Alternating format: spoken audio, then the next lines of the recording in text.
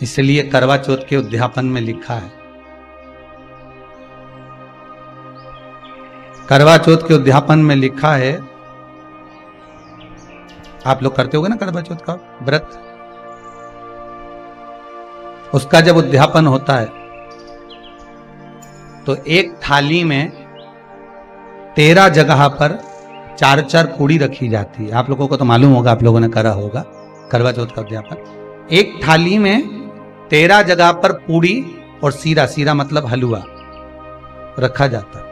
और रखने के बाद में उसके ऊपर एक पत्तल रखकर उस पर सुहाग का वस्त्र, साड़ी, 5 वस्त्र, सुहाग सामग्री सब उस पर रखी जाती है। और रखने के बाद में हाथ में कंकु, चावल, हल्दी लेकर, संकल्प लेकर उस थाली पर से घुमाया जाता है। कामना करी जाती है, हे चौथ माता, हे करवा चौथ, हे चतुर्थी,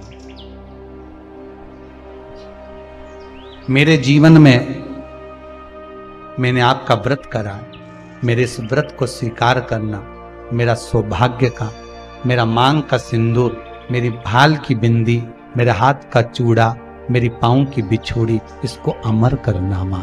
और जो ये वस्त्र मैं दे रही हूं, इस वस्त्र को मैं जो प्रदान कर रही हूं चौथ माता, इसको स्वीकार कर कर मेरी भी चुनड़ी को लाल बनाए रखना। तब उस साड़ी को, उस वस्तु को, उस सामग्री को उठाकर घर की वृद्ध सास को, जो घर में सासू होती है, उसको दिया जाता है। सास नहीं हो तो किसी सौभाग्यवती नारी को दिया जाता है। उसके बाद में आप फिर ब्राह्मणों का भोजन कराओ, बड़े प्रेम से बुलाओ और ब्राह्मण ब्राह्मणी का भोजन कराओ।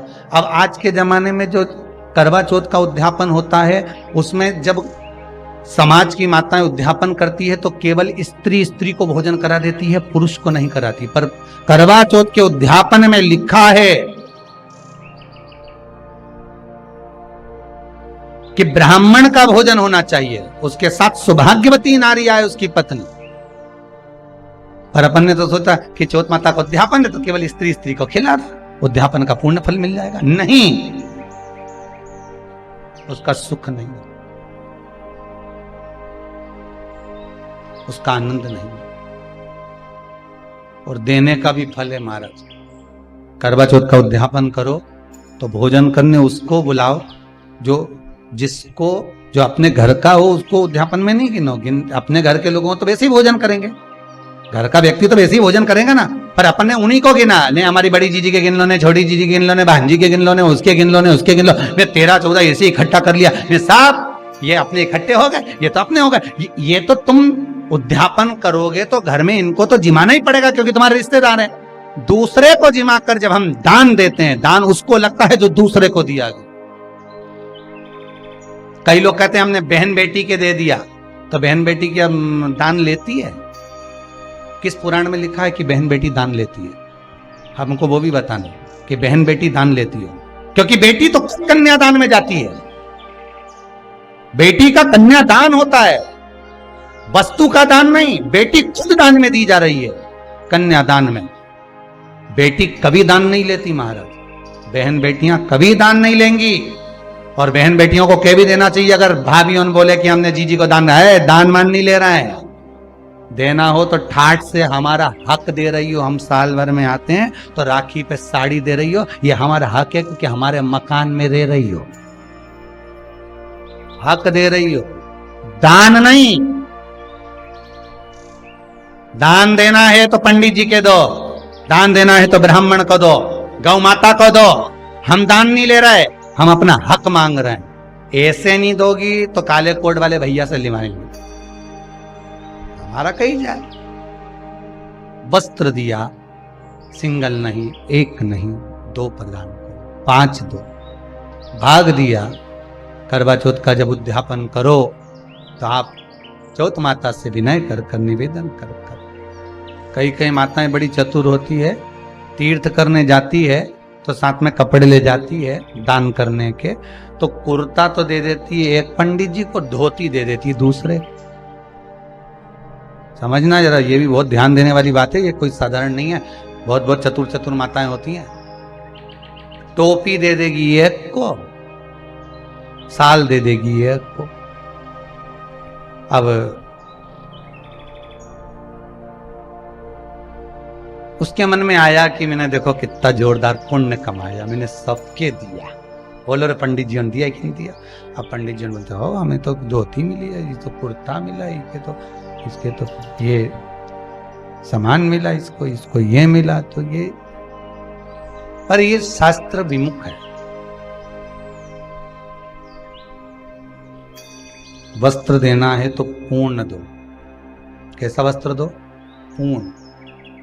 सुहागन स्त्री को, सौभाग्यवती नारी को अगर वस्त्र देना है तो पूर्ण वस्त्र देना चाहिए। कभी साड़ी दे दी और चोली का कपड़ा नहीं दिया तो वो श्रेष्ठ नहीं। अब कई माताएं तो कहती हैं गुरुजी साड़ी में ही आजकल वो कपड़ा लगाया आता है, भले लगा हुआ आता है पर साड़ी में सिला हुआ होता है, वो बना हुआ होता है, उसको अलग करना पड़ेगा। तो या तो तुम उसको पहले अलग करके लाओ फिर दो। पर कभी भी सौभाग्यवती नारी को एक वस्त्र मत दो, एक वस्त्र कभी नहीं देना है। पहले भी हमने एक बार कथा में कहा था, आज फिर कहते हैं, जो ये आप लोग एक नया पैटर्न लेकर आए हो ना, एक नया तरीका लेकर आए हो कि जैसे करवा चौथ का उद्यापन करा, तीज का उद्यापन करा, छठ का उद्यापन करा, या कोई भी उद्यापन माताएं करती है ना सोमवार वगैरह का, तो टीकी का पत्ता रख देती है, बिंदी रख देती है, सामान रख देती है, उसमें एक ब्लाउज का पीस रख देती है। दोष है। फिर माताएं कहती है कि हमको दुख क्यों झेलना पड़ रहा है, हमको ये कष्ट क्यों आया, हमने तो उद्यापन अच्छे से करा, हमने तो ये उद्यापन बहुत अच्छा करा था, फिर भगवान ने हमारे साथ ऐसा क्यों किया, किस लिए किया?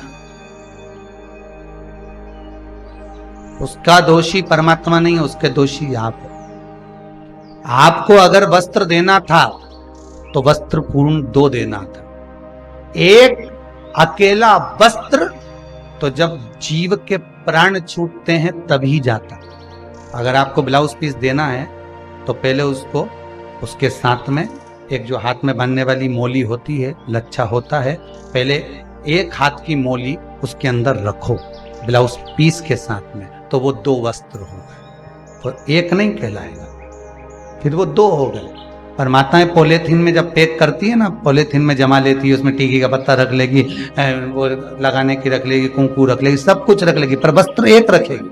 उसमें मोली नहीं रखती है, कलेवा नहीं रखती, उसमें नाड़ा नहीं रखती, उसमें वो शुभ सूचक नहीं माना गया। सौभाग्यवती स्त्री को अगर आप भोजन कराकर वस्त्र का दान कर रहे हो तो एक वस्त्र कभी सौभाग्यवती को नहीं जाता। वस्त्र जाते हैं तो दो दो, पांच दो, ऐसे वस्त्र बढ़ते हैं महाराज। लहंगा है, वस्त्र आदि के, रुमाल आदि के, ऐसे 5 वस्त्र करे जाते हैं। यहां तक आज तक का प्रमाण है महाराज जी कि ये जो आप लोग जो रबड़ बैंड वगैरह देते हो ये अपनी जगह पर है, पर शास्त्र रीति तो यहां तक कहती है कि जो पहले साटन चलता था चोटी को गुथने के लिए, उस साटन की भी महत्वता थी महाराज। भविष्य पुराण को उठाइए और भविष्य पुराण को उठाकर देखिएगा, कभी मौका मिल जाए आपको और आपके पास में अगर भविष्य पुराण की किताब हो, पोथी हो, पुराण हो, तो उसको पढ़कर देखना एक बार। उसमें वर्णन आता है कि 5 वस्त्र में वो साटन भी गिना जाता है स्त्री को। कारण क्या था?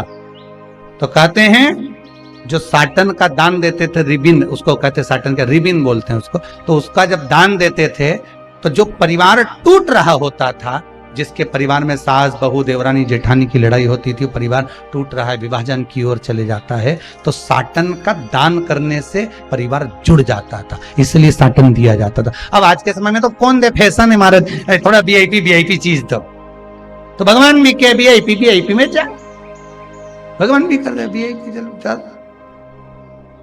अरे क्यों पुराणों में लिख दिया कि बांस की डलिया में अनाज रखकर, सुहाग सामग्री रखकर ब्राह्मण को जब भोजन कराते हैं तो उसको बांस की डलिया, आपने पढ़ना, उसमें लिखा है, आपके पास में तो किताबें होंगी उपवास की, बांस की डलिया में समान रत्तर दीजिए। बांस की डलिया, यहां लिखा नहीं कि प्लास्टिक की डलिया में पैक कर दो, यहां बांस की डलिया लिखिए। बांस क्यों?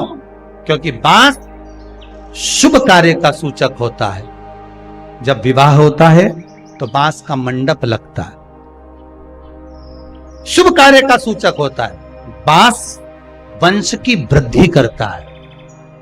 उद्यापन करने वाली नारी बांस की टोकरी में, बांस की पिटारी में समान रखकर जब सौभाग्य का देती है, तो जैसे बांस की टोकरी एक दूसरे से गुथी होती है महाराज, और उस बांस के छोटे छोटे से रर्रे निकले होते हैं, हल्के से ले तो चुभ जाते हैं। उसी तरह जो दूसरी बांधाएं आती है बांस की टोकरी, उसको दूर भगाकर अखंड सौभाग्य प्रदान करती है। इसलिए बांस की पिटारी लिखी गई है।